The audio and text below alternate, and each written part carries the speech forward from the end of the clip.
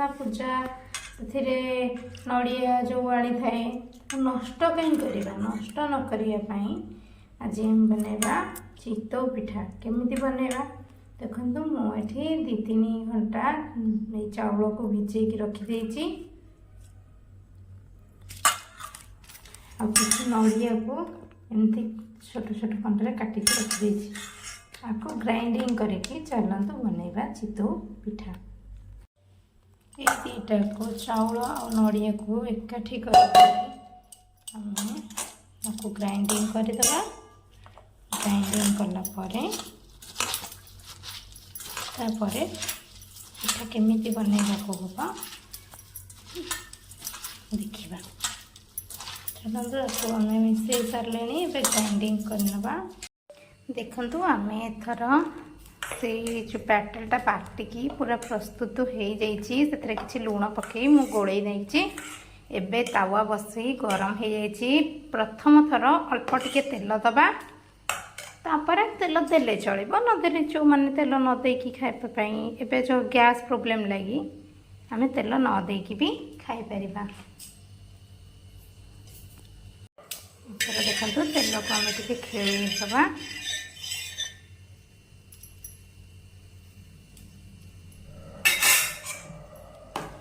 जो पिठू को हम बाटिक रखीचे ताको तो देखा जिते पतला बाटिबे सेते भल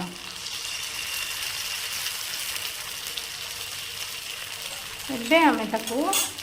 गोटे थालिया घोड़े दबा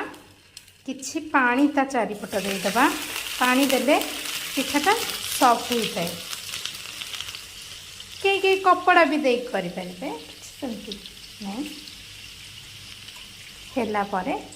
देखिबा किछि समय ये बहुत जल्दी भी हो जाए तो टिके समय पर ये हो जीवो चलतु देखिबा तार पिठाटी होइछि ना नहीं पानी सुखी गला परे आमे तार घोड़णी की बाहर करदेबा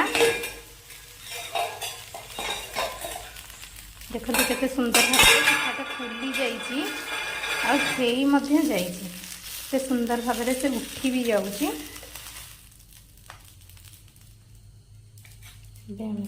रखीदे थर आम बिना तेल रे आउ टिके पिठौ देबा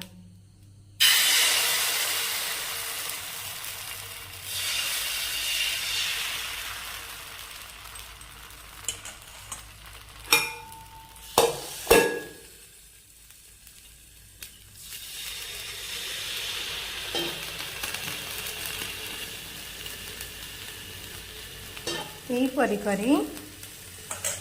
आम पानी देगी देखो करवा चितौ पिठा खाली लुण पकईकी आपण मैंने जदि करेंगे तरकारी सहित खाईपारे या फिर चीनी देकी करले से भी हम खाली रे भी खाईपारे एमती भाव पिठा प्रस्तुत करंतु देखंतु पिठा केते सुंदर है सॉफ्ट यहीपरी पिठा प्रस्तुत करी घरे समस्त प्रस्तुत करंतु आउ खांतु देखंतु एथर तो आम तेल दे नथिले पिठाटा उठुची ना नहीं देखिले केते सुंदर भाव पिठा उठुची एहीपरी पिठा करंतु आ समस्त को खाइबा को दियंतु आमर तो सब बेले चीनी पड़ी हुए आम घरे मु जानी किंतु मोर जड़े खुड़ी करती से सब बेले लुण पकईकी करती तरकारी सहित खायापी तो मुझे परी बिना चीनी पकई कर बहुत टेस्टी भी होता है करिकी घरे आपण निजे खातु अन्य मानक खुआतु रहुची नमस्कार जय जगन्नाथ